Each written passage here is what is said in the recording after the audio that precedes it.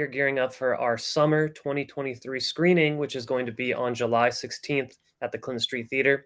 And today I'm talking with one of our participating filmmakers, MJ Sieber, who is the writer, producer for Prepared. MJ, thank you so much for talking with me today. Yeah, thank you so much for having me. And I'm the director. My wife wrote the Oh, thing. right. I'm the My bad. director and producer. Yeah. Director, producer. Your wife is the writer. So let's jump right in. What inspired you to make this film? Yeah.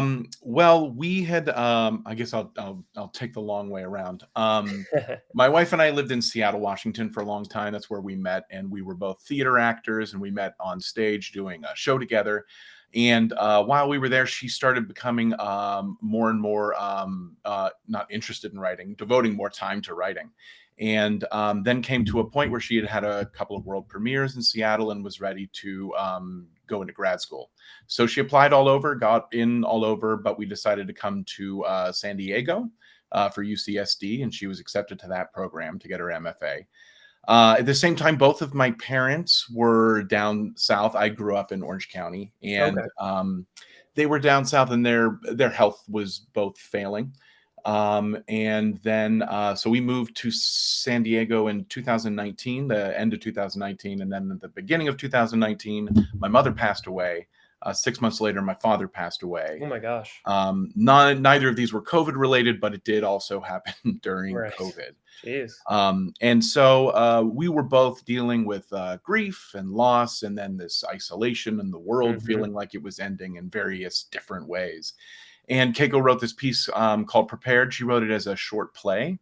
And then she kind of turned it into an audio play. And then when we were kind of coming out of the pandemic and having dealt with a lot of with both of my parents' estates and everything like that, we were kind of like, I really would love to funnel all of these feelings that we've had into a short film. And I'd made a couple of short films before and some documentaries, but this felt like a really good opportunity to kind of just use a lot of psychic goodwill and karma into a Totally. project. So she adapted this play into the short film, and then we went out to Washington to Squim out in the Olympic Peninsula, Okay, yeah. and got some friends of ours, and just we kind of made a week out of it. We got an Airbnb that's backyard was the forest, Oh, cool. and we were like, we could probably shoot this whole thing in 3 days, and it would be horrible. It would probably not be end up great, and it would Right. also not be fun to do. So we booked out a week so we could take our time doing it.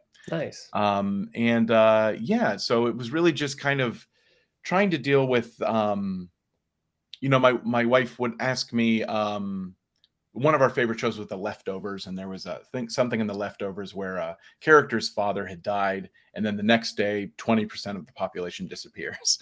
And she was, they had talked about how her grief had been hijacked because she wasn't able to All grieve right. in the same way anymore. And my wife, I remember, asked me about that. That your mom died, and a week later we were in lockdown. Right. And I remember saying that, well, for me, it was incredible that the world stopped, because my world stopped. Right. And I couldn't go out into the world and then have like a shitty interaction at Starbucks or something Right. with this thing that had just happened to me. So it felt like appropriate that the Mm, world had to kind of take a pause. And that's I think a lot of what Prepared is kind of about, is thinking that you can be prepared for anything, and then the world ends. right. Yeah. Interesting. It seems like there's a lot that went into creating this and finally turning this into a film. A lot of different personal stories and a lot of different things you guys were working on. Yeah. Uh, I'm kind of interested. What is that process like? Both kind of putting something very personal in your own story into a project, but also, because this was a big collaboration Mhm. with, actors and your wife writing, and clearly had some people out there in the Airbnb.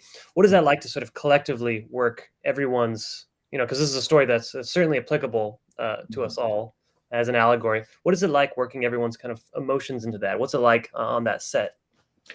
It was fantastic. Okay. I had done a couple of projects before, invested some time and raised some money to do them, and the process of making them was varied. Like my wife and I are always, so we do a lot of theater as well. And one of the things that whenever we're directing a play or she's written a play is that it's very important to us that the room and the collaboration is positive and fun. That, and a big key for that for me was having time. The luxury of Mm, time is always the biggest thing. totally. So I didn't want to rush anybody. I didn't want to make anybody feel like if we didn't get a shot as the sun was going down on a Friday, then we'd just be totally screwed. Right. So I wanted to set everybody up for success. And so we would have meals together, we would make meals together, we would always have time in the evening to like have a drink or something and just kind of talk about how everything went.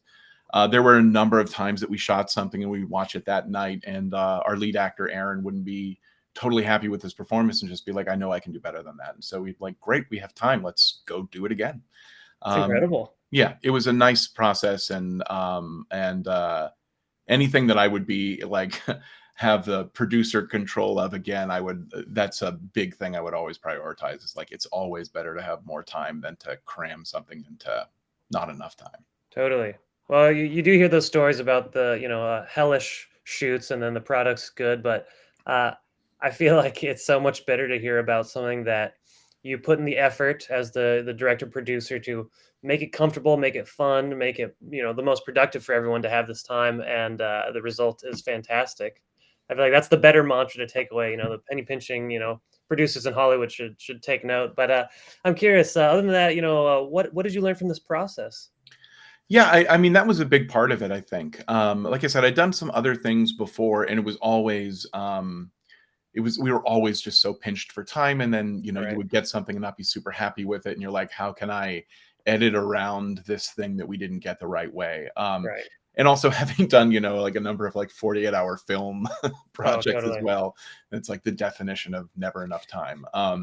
And I do think great things can come out of compromise and things like that. But also I think sometimes greater things can come out of time. Yeah. So that was the biggest thing for me. I also shot the movie and edited the movie. And I learned a lot kind of as a cinematographer, slash director slash producer. But the biggest thing for me is always just there's some whenever I'm filming something, I never say action or cut or anything. I just say whenever you're ready, like I'm set up, so whenever you're ready, go. Okay. And then usually I'll just kind of let it keep going, and then it'll usually find a natural way to end rather than just saying cut. Very So I cool. like, as an actor, I really like creating an environment for actors to thrive, and a lot of the time that's taking the pressure off of like, okay, go, and now stop. So it really is just like, I'm ready to go, and you just go when you're ready. Yeah. Totally. Well, it sounds like you have experience and a background in kind of all the major roles, and so you can better cater to the needs of an actor or the needs of cast, and I think that's super important.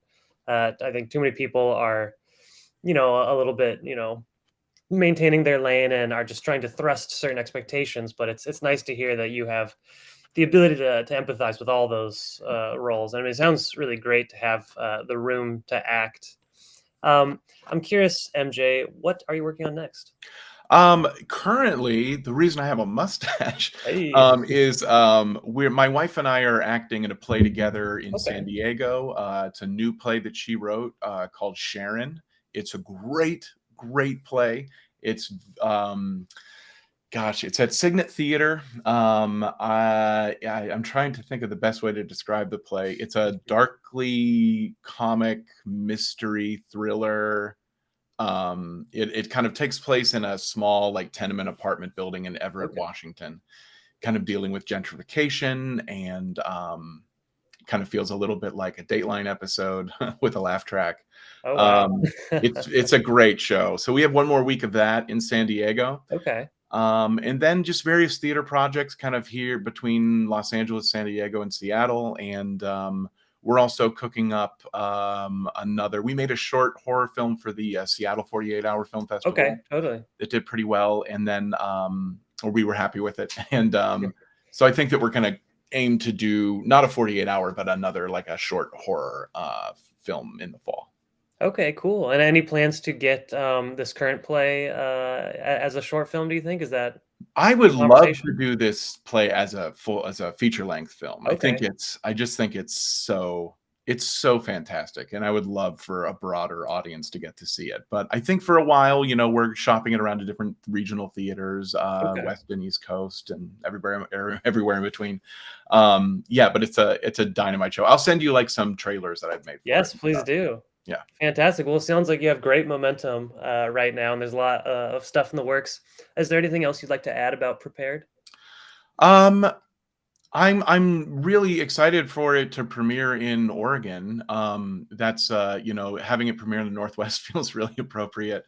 Totally. And yeah, it's been a long process, just kind of getting it done, but I'm really happy with what we've come up with. And yeah, I'm excited for people to see it. One of the big things always that's always so much fun is the opportunity to sit in an audience in a dark theater, Oh, totally. watching the film with other people, but also with the people that made it. And that was always a goal of mine with this, was like, I just really look forward to getting to sit next to my wife and to my best friend who was the actor, and my other best friend who did the effects, and my other best friend who did all Totally. the yeah. So I'm very excited for the premiere. Awesome. Well, it's going to be very fun. It's a great quality film. I think people are going to love it. We're screening it July 16th at the Oregon Short Film Festival. Thank you so much for talking with me, MJ. I'm looking Thank you. forward to it. Yes, thank you. Take care. All right.